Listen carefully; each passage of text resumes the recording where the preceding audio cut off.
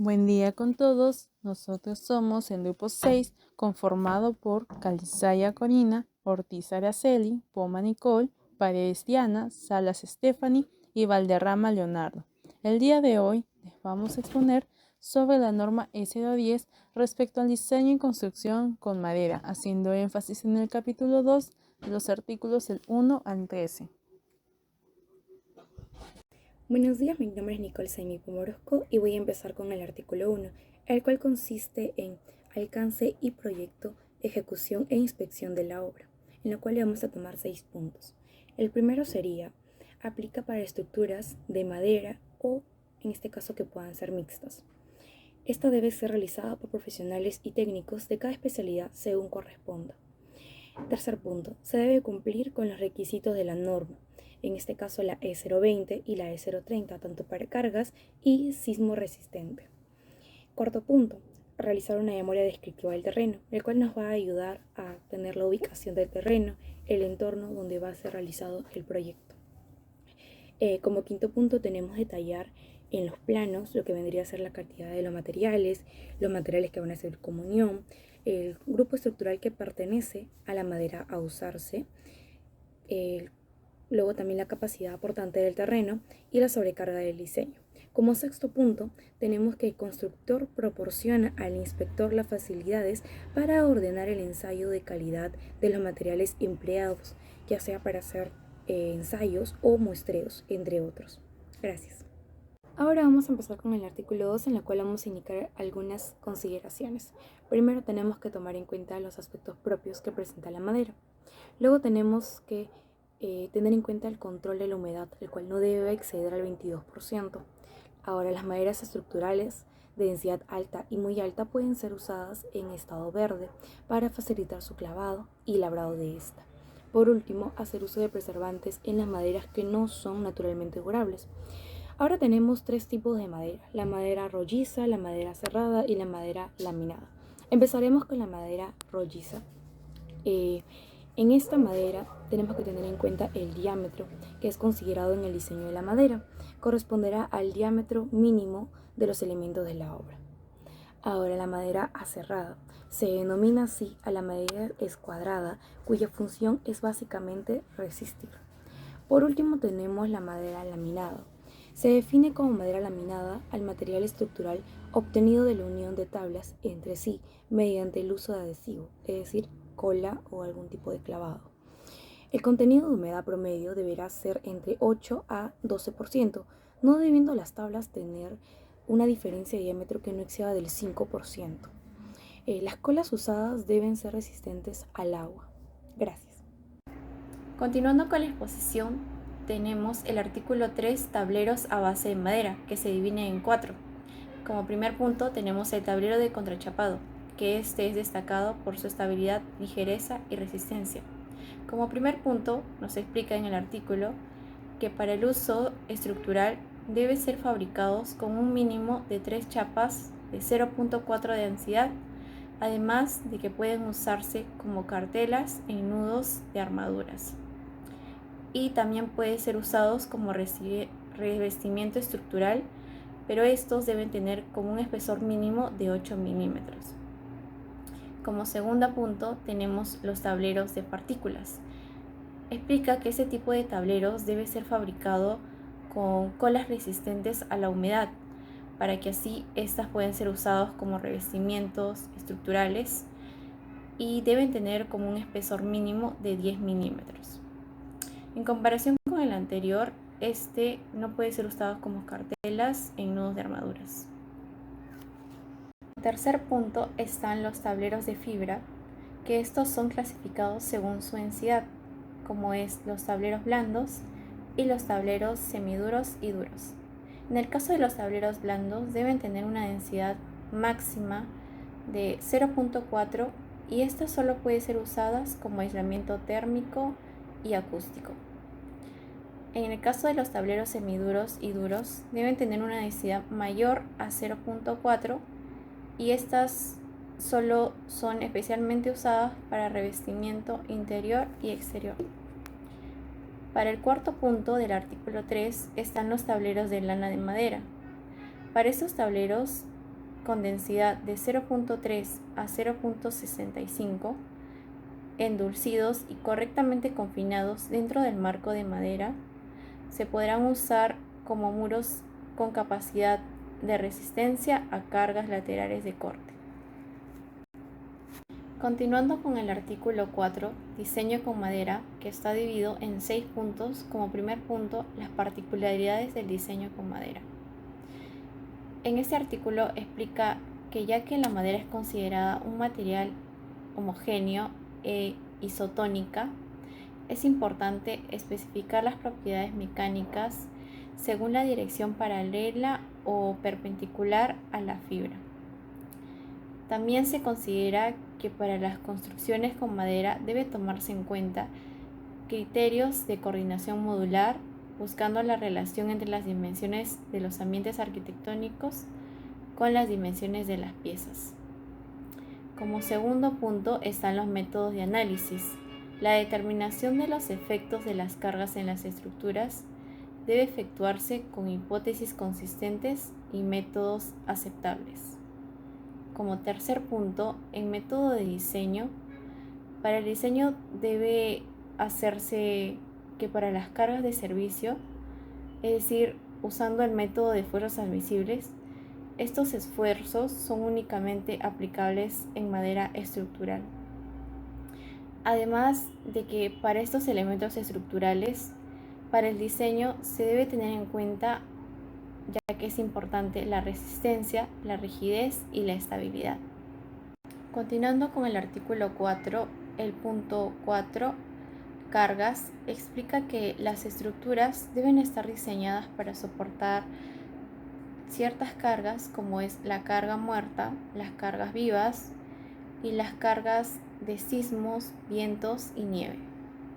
En caso de que las sobrecargas de servicio sean de larga duración, esas deben ser consideradas como cargas muertas.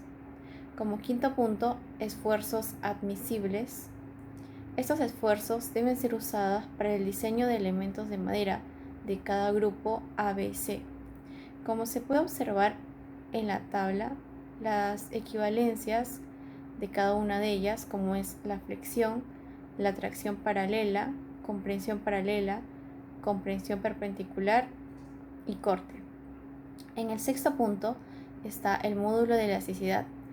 Es importante seguir el valor de los módulos de elasticidad para cada grupo, como es A, B y C, como se puede observar en la tabla.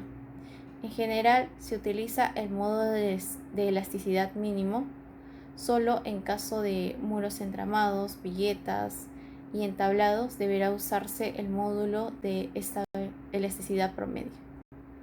Artículo 5. Diseño de elementos en flexión. Esta norma va aplicada para vigas, viguetas, entablados y elementos horizontales o aproximadamente horizontales pertenecientes a techos o pisos.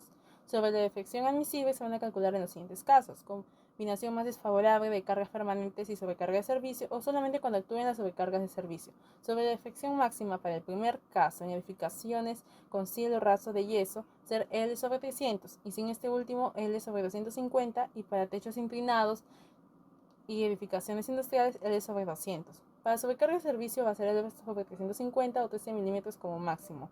Ahora, ¿qué es L? L viene a ser la luz o distancia entre las caras de apoyo, o también de las caras de apoyo al extremo en caso de volados. Sobre los requisitos de resistencia para los esfuerzos de tracción, compresión, cortantes, vienen a ser dentro de la tabla que se menciona los admisibles en el artículo 4. Asimismo, estos esfuerzos admisibles pueden incrementarse un 10% en caso de que se garantice una acción en conjunto. Para evitar el pandeo lateral de fibras de contención, se tendrá en cuenta la relación de la altura sobre la base de la viga o vigueta o elemento similar utilizado. Como en el primer caso, se tiene bien a ser 2 y no va a necesitar ningún apoyo lateral. Cuando sube a 3, va a necesitar restringir el desplazamiento de dicho apoyo, y cuando sube a 4, se utilizará correas o viguetas para restringir el borde en comprensión. Y en el caso de 5 ya se utiliza un entablado continuo. Cuando sube a 6 se va a utilizar el arrastramiento a base de trucetas o bloques que una distancia no mayor de 8 veces el espesor del elemento utilizado entre pisos y techos de madera. Los entablados, entablonados y tableros utilizados en techos pueden diseñarse para resistir cargas uniformemente distribuidas y cuando van destinados entre pisos deben resistir también cargas concentradas en un mínimo de 70 kilos. Asimismo, la limitación de deformación para las cargas concentradas es L sobre 300 y en cargas uniformemente distribuidas es L sobre 450. Los entablonados de piso deben tener un mínimo de espesor de 18 milímetros y tableros a base de madera de 12 milímetros. Diseño de elementos en tracción y flexotracción. El esfuerzo de tracción perpendicular a las fibras en un elemento estructural de madera se considera nulo. Sobre los esfuerzos admisibles son los que consignan en la norma, en la tabla 4.51, el artículo 4. Asimismo, estos esfuerzos admisibles pueden incrementar un 10% si es que las cargas se dividen entre varios elementos. Sobre las cargas admisibles, elementos sometidos a tracción axial, se obtiene del producto del esfuerzo admisible en tracción por el área de la sección, mientras que los elementos sometidos a esfuerzos combinados de flexión y tracción deben satisfacer la siguiente fórmula presentada, de la sumatoria de los que se mencionan menor a 1. Continuamos con el artículo 7 que presenta el diseño de elementos en compresión y flexocomprensión. Primer punto, generalidades. Este capítulo comprende las normas del diseño de columnas y entramados para cargas verticales, que se refiere a la comprensión, y para la combinación de carga vertical y carga horizontal perpendicularmente a su plano, se refiere a la flexocomprensión. Luego presentamos la longitud efectiva. El diseño de elementos sometido a la comprensión o flexocomprensión debe haberse tomado en cuenta su longitud efectiva. Para ello, este efecto, la longitud efectiva será la longitud teórica de una columna equivalente con una de sus articulaciones en sus extremos. Presentemos la clasificación de columnas rectangulares y las columnas circulares. Para las columnas rectangulares se define como columnas cortas, intermedias y largas. Para las columnas cortas son aquellas que su esbeltez es menor o igual a 10.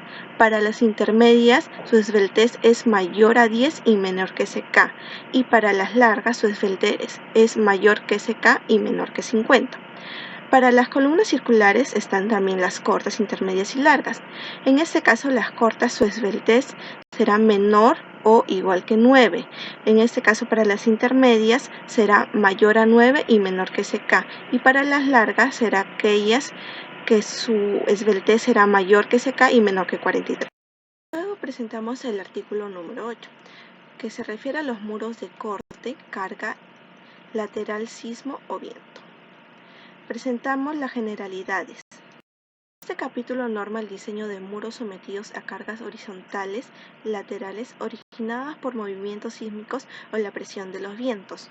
Para estas cargas se producen las fuerzas cortantes en el plano del entramado, denominándolos así muros de corte. El muro de corte está compuesto por un entramado de pie derechos, solera superior e inferior, riostras y rigidizadores intermedios siempre y cuando se necesiten, y en algún tipo de revestimiento o por una o ambas caras. Este punto presenta los requisitos de resistencia y rigidez. Los muros de corte deben ser diseñados para resistir el 100% de las cargas laterales aplicadas, tales como lo mencionamos antes por las acciones del viento o los sismos, y además excepcionalmente del empuje de suelos o materiales almacenados. Los muros de corte deben ser suficientemente rígidos para limitar los desplazamientos laterales, así evitarás daños a otros elementos no estructurales. Segundo, reproducir la amplitud de vibraciones en muros y pisos a límites aceptables. Y por último, proporcionar arrastramiento a otros elementos para impedir su pandeo lateral o torsional. Armaduras. Se define como armaduras aquellos componentes estructurales planos contorno poligonal formados por triangulación de elementos simples o compuestos que trabajan a tracción, comprensión, flexotracción o flexocomprensión. Requisitos de resistencia y rigidez para las armaduras, cargas y de presión admisibles. Las armaduras deben diseñarse para soportar todas las cargas aplicadas de acuerdo a lo especificado en el capítulo 4 de sección 4.4 de esta norma. El cálculo de deflecciones en las armaduras se basará en los métodos de análisis habituales en la buena práctica de ingeniería.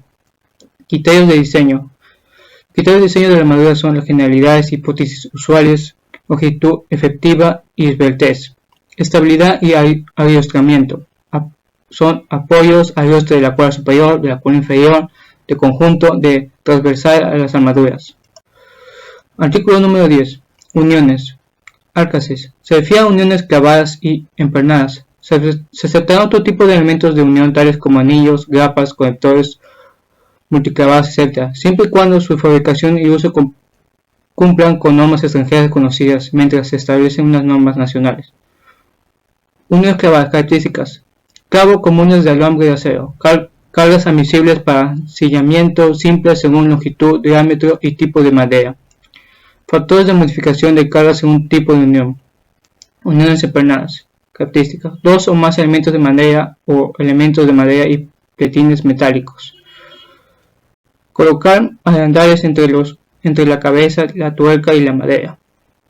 Cargas admisibles para sillamiento simple o doble según longitud, diámetro, tipo de madera y dirección de la carga. Artículo 11. Criterios de protección. Hongos y humedad. Debemos evitar el contacto con el suelo o humedad. También proteger con sustancias hidrófugas, con recubrimientos impermeables o mediante vierteaguas o aleros en caso de estar expuesto a la lluvia.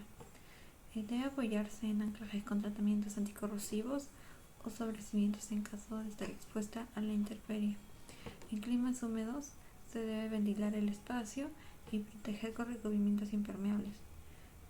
Los clavos, pernos y pletinas deben contar con tratamiento anticorrosivo, tales como el zincado o galvanizado. Deben fijar las tuberías para evitar vibraciones o ruidos molestos y realizar empalmes con suficiente flexibilidad para prever movimientos. Insectos. Debemos eliminar los restos orgánicos en el área de construcción, colocar barreras o escudos metálicos en forma continua en la superficie de la cimentación en caso de termitas. Para el fuego, debemos colocar conductores eléctricos entubados y provisión de cajas de pase.